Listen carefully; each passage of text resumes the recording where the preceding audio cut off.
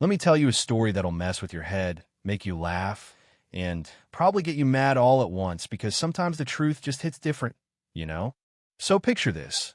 I'm standing in a marble lobby of one of those hotels where even the light fixtures look like they came out of a royal palace, suitcase in hand, reservation in my phone, and I get told straight to my face, get out. The VIP room isn't for people like you.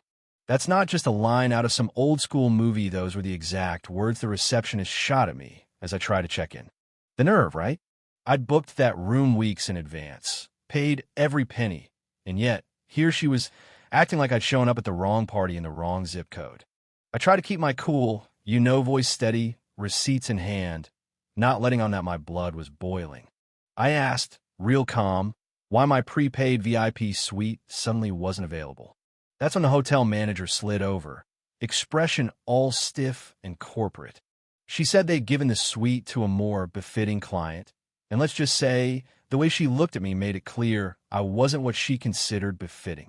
She leaned in and told me to take a standard room or risk getting arrested for disturbing the peace. Arrested, can you believe that? For insisting on the room I'd paid for. But here's what they didn't know. The troublemaker they were threatening to have hauled out was actually the new owner of the entire hotel chain. And everything they said, every ugly word, was being recorded. Yeah, that happened. I'm Maya Richardson, and 25 years ago, I was the girl pushing the housekeeping cart through the hallways of the Grand Plaza Hotel, hustling double shifts just to keep the lights on for me and my baby girl. I wasn't born with a silver spoon. I scrubbed toilets, changed beds, and learned the business from the bottom up, watching how management treated people, noticing who got upgrades and who got excuses. If you ever wonder where the fire comes from, let me tell you, nothing fuels ambition quite like watching people get denied basic respect because of how they look. I studied hotel operations on my breaks, borrowed textbooks from the public library, and eventually scraped enough together to earn a business degree at night. While the other staff grumbled about rude guests, I was running mental math on profit margins and dreaming of better ways to do business. By the time I was 23, I saw the game for what it was. Most hotels care more about cash than customers, and that's why discrimination just keeps on thriving. But I had a plan. Treat every guest with dignity and watch them come back, again and again. My shot came with a failing budget hotel. I convinced the owner to let me manage it for a cut of the profits. 18 months later, that little spot was the talk of the town. Diverse staff, happy guests, money rolling in. Word spread. That's how Richardson Hospitality Group started property after property, building an empire on the simple idea that dignity pays off. Today, my company owns 47 luxury hotels in a dozen states, and every last one is run on the belief that discrimination has no home under my roof. Still, I never forgot the feeling of being invisible, or worse, unwelcome. That's why I started going undercover, booking rooms in my own hotels under fake names, wearing regular clothes, seeing if staff treated me like every other guest. And yes, sometimes I caught glimpses of the old prejudice, nothing as blatant as in the bad old days, but enough to keep me vigilant. But Pinnacle Hotels? Oh, they were on another level. I'd heard the rumors, management playing favorites, whispering about clientele standards, letting regulars buy their way into special treatment. So when the chain went up for sale, I bought in secret, set up shell companies so no one knew who the new owner was, then checked in under a different name, wanting to see how deep the rot went. That's how I ended up at their flagship property VIP suite, $800 a night, all paid for on my personal card. I arrived in plain business attire, nothing fancy, but even then, the vibe was off. 2 staff at the desk, both pretending I was invisible.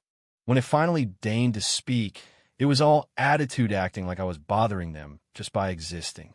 I gave my name, Maria Robinson, this time show my reservation, and waited, and waited, and waited. Eventually, the receptionist told me, with a fake smile, that my VIP suite wasn't available. No apology, no explanation, just a take it or leave it attitude. They'd kindly offer me a standard room for the same money. I'm not dumb. I knew exactly what was happening. But the kicker? Right then, this guy Robert Keller walks in, oozing arrogance, and the whole staff snaps to attention. Your suite is ready, Mr. Keller, they say, rolling out the red carpet. My suite. I'd paid for it weeks ago. Keller hadn't even booked. But he flashed a wad of cash, and the front desk manager, Peterson, pocketed it like he'd done it 1,000 times before. That's how business works. Peterson shrugged at me, not a trace of shame. Some guests are more important than others. You know what I mean? I stood there, stunned, phone buzzing with texts from my board. I was supposed to stay low, gather intel, not blow my cover. But watching that go down in real time made me want to torch the whole system. Peterson kept pushing, telling me to take the standard room or security would help me find the door. Sure enough, 2 guards rolled up, flanking me like I was a criminal. The whole lobby watched, some folks filming, others pretending it wasn't happening. I wanted to fight, but getting dragged out in cuffs would just turn me into the angry black woman, something they could use against me later. So I took the smaller room, at VIP price, hands shaking with rage. Room 237 was a joke-stained carpet, broken AC, next to the service elevator, so loud you couldn't think. I called the front desk to report the issues, but the new receptionist, nervous, coached by someone, told me that those rooms are for your type of booking. I didn't need to guess what type she meant. I heard the staff laughing in the hall later. Peterson handled that one, they said, making it clear this wasn't a first. I documented everything: photos, voice memos, text to my board. This was more than bad service. It was organized, paid for discrimination. And I wasn't alone at the pool, the restaurant, the executive lounge. Everywhere I went, I watched white guests get open doors and warm smiles while I got rules, restrictions, and dirty looks. The only bright spot was Sarah, a young black woman working concierge.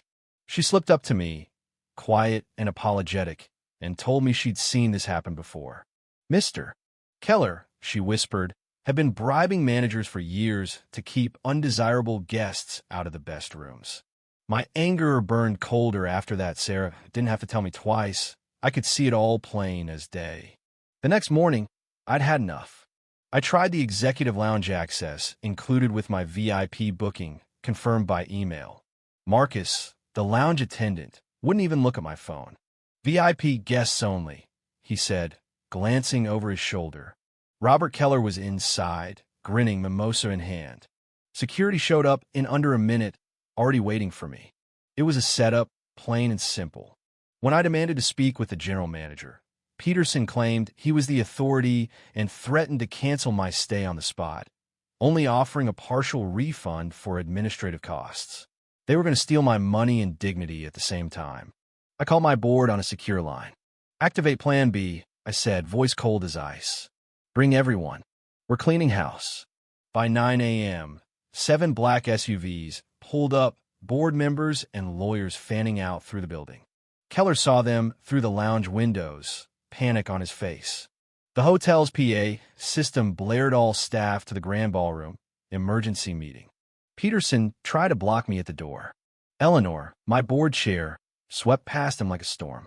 When my lead attorney took the mic and announced the acquisition, the whole room fell silent. I stepped to the front. My name is Maya Richardson, I said, letting it hang there. Faces went pale. I am your new employer. And I spent the last 48 hours being denied service, denied dignity, and watch your management break the law, right here on camera.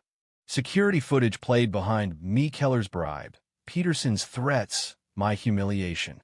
The room was silent except for the quiet gasps. I fired Peterson on the spot, revoked Keller's platinum status, and banned him for life from every Richardson property in the country. Staff who joined in the discrimination got their walking papers. Sarah Williams, the one person who tried to do right, got a promotion management training, effective immediately. 6 months later, the hotel broke record for customer satisfaction and profits. Sarah was assistant GM, and discrimination was dead, at least in my house. But here's the question I want you to chew on. When you see injustice, do you stay quiet, or do you fight back even if it costs you? Would you have taken the smaller room and documented everything, or blown up the lobby on the spot? Drop your thoughts below. Right or wrong, justice, or just business. I want to hear what you do. And if this story hit home, share it, because the fight for respect is far from over.